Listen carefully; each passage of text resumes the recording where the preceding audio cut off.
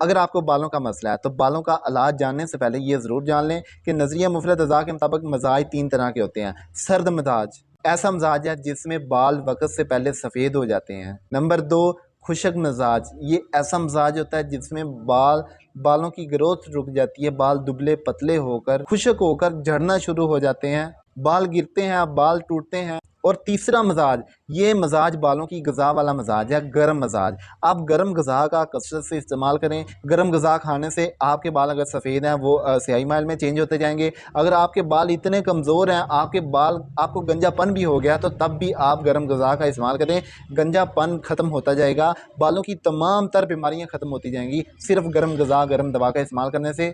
इसके लिए ज़रूरी ये है कि आप जितना भी ड्राई फ्रूट है, मूंगफली के अलावा खजूर, काजू, बादाम, पिस्ता, अखरोट, देसी अंडों का सालन, देसी अंडों का हलवा कसरत से इस्तेमाल करें। आपके बालों की ग़िज़ा पूरी होती जाएगी, आपको बालों के मसाइल से छुटकारा मिलता जाएगा।